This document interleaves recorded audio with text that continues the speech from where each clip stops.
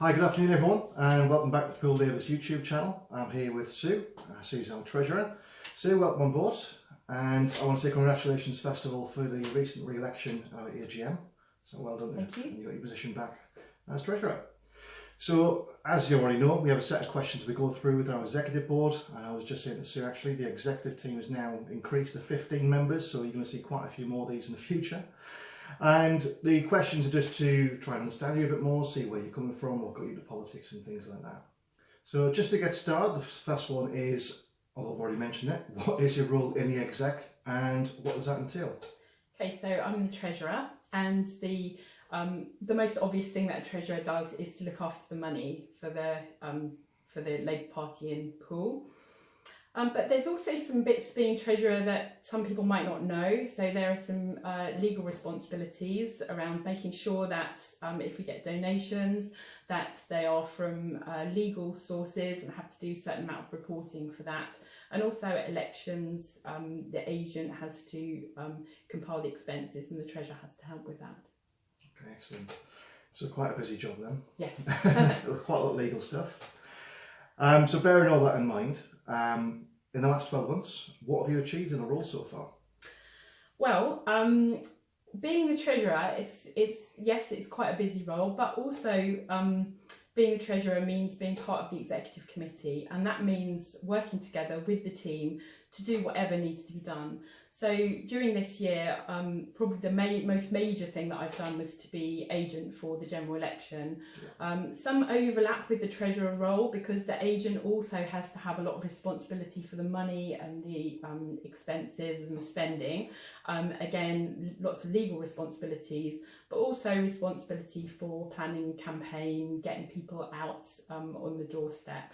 So that was very exciting. I really enjoyed doing that. I've several times stood as a candidate before, but this is the first time that I've actually been an agent. So it was really good to step up to do that role. So you're seeing it from the other side rather than being a candidate. Yeah, completely different that's kettle right. of fish. Yeah, it was Excellent. really interesting. I mean, I think it's good you mentioned as well, although the exec team, we each have our own individual roles, there is so much overlap. We work together as a team just to make sure we do the best for the Labour Party itself. Absolutely. So what was the main influence that got you into politics in the first place? So the very first thing that got me interested in politics was actually Margaret Thatcher. Ooh. Okay, because I saw I was only 14 when she first got elected, and I was just so upset by the things she was doing, by the way that she was so bad for women, and she has done so much damage to the cause of women in politics, and it just made me feel that I really needed to get interested, needed to understand what was going on, because I really didn't agree with the things that were going on. But I first got involved in the Labour Party through my trade union. So I was a union rep at work, and one of the other union reps said, well, you know, if you really want to do something in politics, why not join the Labour Party and get involved? So I joined back in 1991 and went out and campaigned for the 1992 general election. How was that? Was it fun? It was a bit scary at first. I remember when I first went out on the doorstep, there was one of the local councillors, Labour councillors, and she was called Beryl. She was a lot older than me, and she was just so experienced on the doorstep. She just waltzed up to the door and started talking to people, chatting to them about their politics without any fear at all. And I just thought, how can I ever do that? And but she was so supportive, and I went with her, and then she'd say, oh, why don't you try talking now? And I found that really helpful in this recent general election, because I had people coming out with me who'd never campaigned before. So you went from that kind of scared little mouse at the start to teaching people how to do it yourself. So I was sort of thinking about how she helped me to do it, and now I can pass that on to someone else. Excellent. So it's gone full circle. Yes. Oh, excellent. So we know what you do now, we know what your main influence was.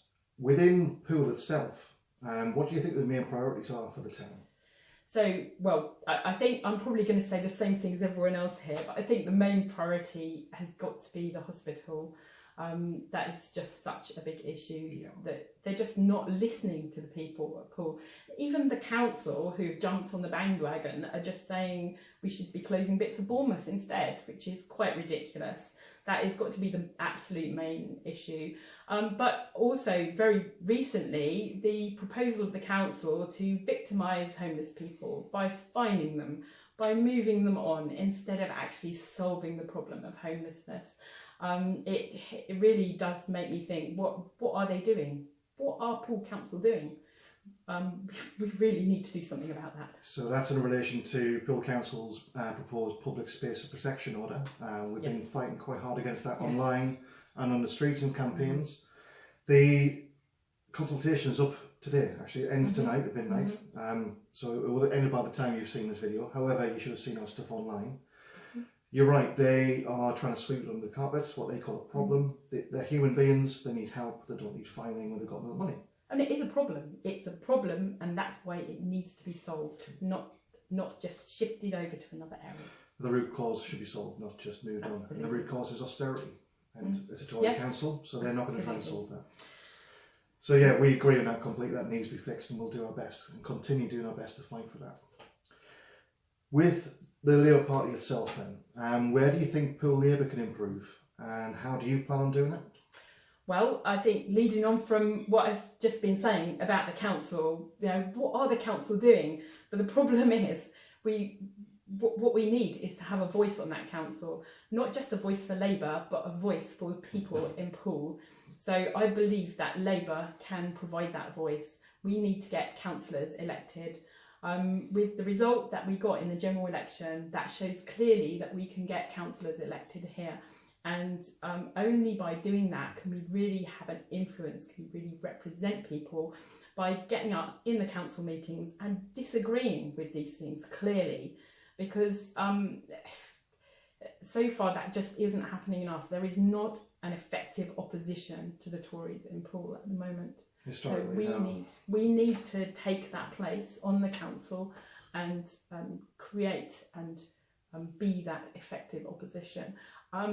Effective opposition at first, but then maybe we need to win some more seats and take control, because if we want to actually have influence politics, we need to have the power to do that. If people want to see Labour policies in, then they need to vote us in, and then we can do that. Okay.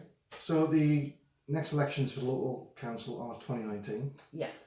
How do you plan on getting us into council seats? Okay, so one thing that we have done is set up a scheme of having local organisers in each ward. So I'm one of the organisers for Poole Town Ward. Now, the organisers may be people who stand as candidates, but may not be, because we're not just focusing only on the election, but also on making sure that we can engage the local community. So having community organisers. The whole Labour Party nationally is starting to do this idea, but we in Poole are ahead. We're doing it before everyone else is doing it. And I'm so pleased to see Poole absolutely at the forefront. So another thing that's happening at the moment in the Labour Party is that there's new technology coming out for campaigning, and I want to make sure that Poole Labour is in the forefront of using any new technology that's available for us to get out there and campaign. Because in the end, the people of Poole, if they realise what we stand for, I believe they will vote for us. It's just a matter of us getting that message out to them. Absolutely. I mean, there's 14,679 Labour voters in Poole in the last election. So if every one of you voted in the local elections as well, we are going to get seats. So definitely watch this space for that. Definitely. And the final question then. So far, we've had, this is going to seem quite a personal question, because it really kind of drills down to your main priorities as a person. So if you could bring just one of Labour's policies into effect nationwide tomorrow, what would you choose and why? Okay, so there are a lot of different things I could choose here. A lot of things that I might want to bring in tomorrow because they're immediate things, like, for instance, saving the hospital. Those things, very, very important. But actually, if I had the power tomorrow to decide for us to commit to a policy, maybe not to implement it tomorrow, but to commit to it for the future, I would choose the universal income. Okay. And the reason for that is because I believe that we are heading for another industrial revolution. So in terms of, yes, people came out of the fields historically and went into the factories.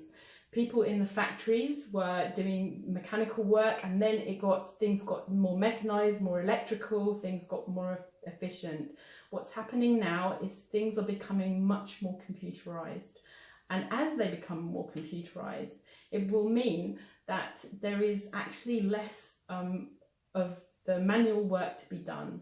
And there's more of different types of work to be done. But because there is going to be less work to be done, if we're going to have income that works for everybody, then we need to have something radical needs to happen.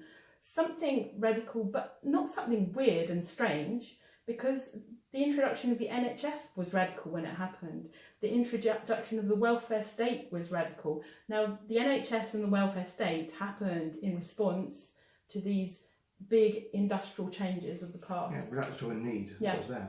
So we've got a big industrial change coming again, and so we need something of the order of starting a welfare state, starting the NHS, and I believe that universal income could be that thing that we need to do. It is one of those out there ideas, but as I said, yeah, people will be working less hours. To be clear, it's not actually a Labour policy yet, but I have chosen it because I think it's good just for people to start thinking about what they want to be Labour policies in the future, not just what is the Labour policy now. So, no, I wouldn't actually implement it tomorrow because it's not ready yet. It's not ready, we haven't thought it through yet. It needs to be properly thought through. They are piloting it in Finland at the moment. We need to look at how that works. We need to think about how it works. So no, I'm not saying just rush it in, but if I had the choice to commit to something for the future, I think that would be something that we really, really need to explore. I completely agree. Automation is something that is advancing leaps and bounds. AI is going to be a future thing, so let's be ready for that and make sure when nothing happens, people aren't living on the breadline. Their jobs are still, may not be there, but we can make sure we look after people, as a Labour Party always has, as well. Okay. Excellent. Well, thank you very much, Sue. Hope you enjoyed the interview, everyone. As I mentioned at the start, we have the AGM was last week. Got a whole host of new executive board members to interview. So watch this space. There'll be a lot more interviews coming along. And thank you for your time. Thank you very much. Thank you.